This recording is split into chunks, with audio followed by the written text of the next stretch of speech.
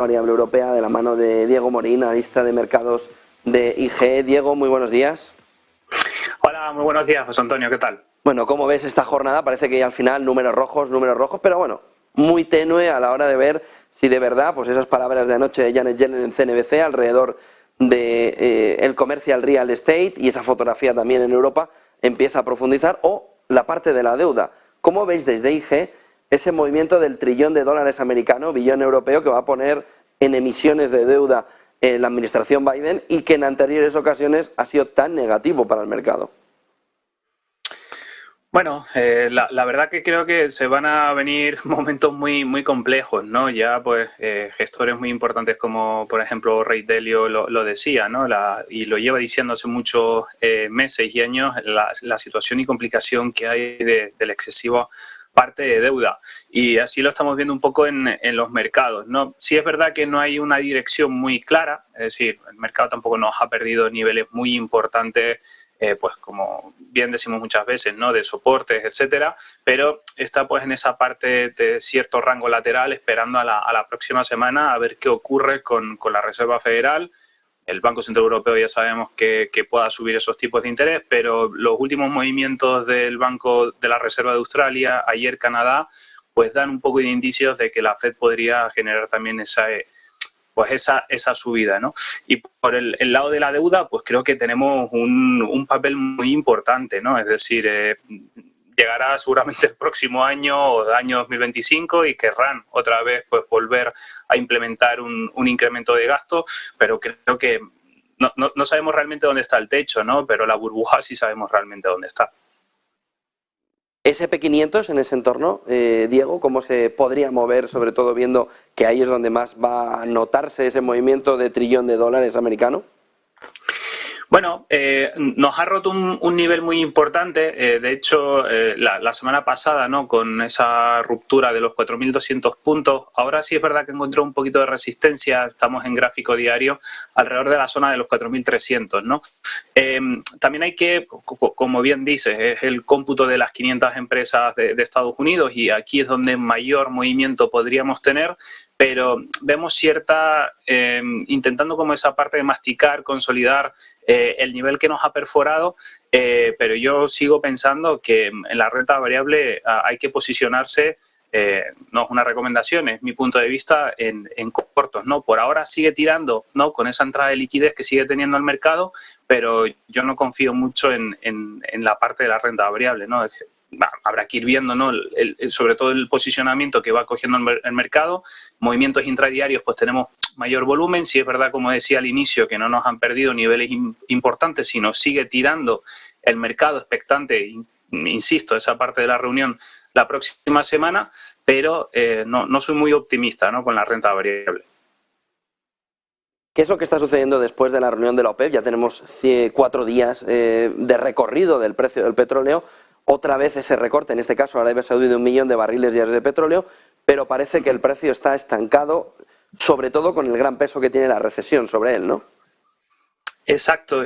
Creo que el mercado pues viene anticipando incluso desde el pasado mes de abril, ¿no? Esos datos macroeconómicos que no nos han ido acompañando, la situación también pues de la OPEP Plus, y esos recortes querían seguir manteniendo, como podemos ver, ¿no? Sobre todo por meses de marzo, abril, esa zona de los 85, 80 dólares, pero vemos que el mercado sigue dictando que por ahora pues no hay una dirección muy clara, ¿no? Seguimos negociando en un rango por debajo de esa referencia, que para mí creo que es importante, de los 80 dólares, sigue realizando máximos decrecientes, pero sobre todo en los últimos, ¿no? En el último mes de mayo, principios aquí de estos primeros 8 días de junio, seguimos viendo lateralidad, ¿no? Aquí tendríamos un doble suelo alrededor de la zona de los 71.50 que nos está generando un nuevo impulso, pero por ahora el mercado vemos que tiene resistencia alrededor de la zona de los 78 dólares, ¿no? Por tanto, creo que ese puede ser la posible ruptura e impulsa en busca de ese nivel de los 80, pero como bien dices tú,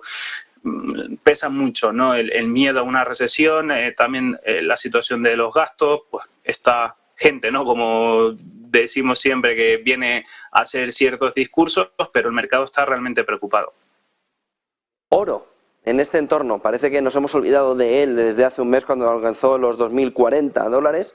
y a partir de ahí tú nos dirás, pero la fotografía es que está ahí como el hermano escondido de la fotografía, ¿no? Sí, efectivamente. Ahora acabo de tirar esta simplemente línea para que todos los espectadores vean, ¿no?, lo que viene haciendo desde esos mínimos del pasado noviembre del 2022. Y bueno, apoyándose en esa directriz, muy lateral también al perder la zona de los $2.000 y por ahora aguantando de momento dicha directriz y la zona de los $1.950, ¿no? Yo no voy a cambiar mi postura. Yo sigo pensando que el oro tiene un recorrido alcista bastante importante y a medida que pues el mercado, ¿no?, pues vaya entrando en esa pauta de desaceleración económica, pues el posicionamiento va a ir siendo mayor, ¿no? También he comentado muchas veces la situación de la plata. No obstante, bueno, en el corto plazo es normal que existan este tipo de correcciones. Venimos de un impulso de prácticamente 1.650 hasta $2.000, 2.075, y a partir de ahí es lógico, ¿no?, que el mercado intente realizar una pausa y sobre todo intentar consolidar, ¿no? Una pérdida a lo mejor de esa ruptura al alza que tuvo en marzo de alrededor de 1930 podría ser un soporte muy cercano, pero sigo siendo bastante optimista con el oro. Bueno, espera, criptomonedas, claro, en este entorno. Se me olvidaba preguntarte, porque Binance, Coinbase, hoy sale que Binance acaba de publicar un comunicado diciendo que Gary Gensler había pedido trabajar en 2019 como asesor, que ellos lo negaron. O no le contrataron. Ojo con el movimiento de criptomonedas y sobre todo FedNow. Es decir, no es solo el movimiento de criptomonedas, no solo el árbol que se ve, sino el bosque que está detrás. 1 de julio entra FedNow, entra todo el movimiento de CBDCs, entra el inicio, ¿no?, el primer hilillo de CBDCs al mercado a través de la Fed, y hay que limpiar el mercado. ¿O qué es lo que está sucediendo y qué puede suceder alrededor de Bitcoin, sobre todo, pero también Binance, Coinbase en este escenario? Bueno, yo creo que también hay una guerra política por detrás, ¿no? China, Estados Unidos, que prácticamente hay mucho interés detrás de este tipo de plataformas. También Coinbase, por otro lado, pues no apretando a la SEC, pero sí es verdad que poniéndole esa pauta, ¿no?, de, bueno, nosotros al final vamos a luchar por este situación regulatoria, etcétera, pero bueno, quitando un poco de esa parte un poquito más política, el Bitcoin, pues bueno, se encuentra en una fase correctiva de corto plazo, haciendo máximos decrecientes, y en los últimos días, pues bueno, aquí lo vemos, ¿no?, las velas diarias de movimiento por encima de los $1.000, y por ahora, bueno, como activo de riesgo creo que va a ser importante. Veremos sobre todo, ya ha rechazado un nivel muy importante como son los $25.000, ¿no? Es decir, que fue el inicio de la última ruptura el pasado mes de marzo.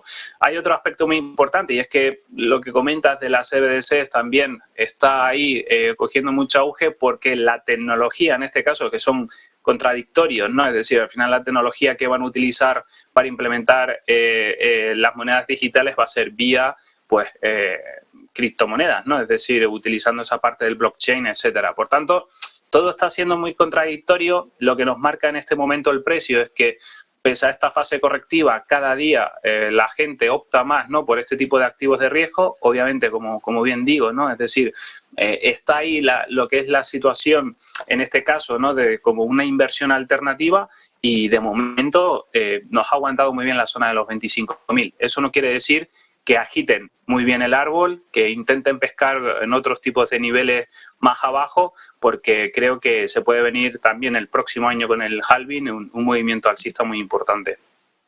Muchísimas gracias, Diego Morín, analista de mercados de IG. Diego, buen día y buen negocio. Igualmente, José Antonio, un abrazo. Media hora de cotización en la renta variable europea.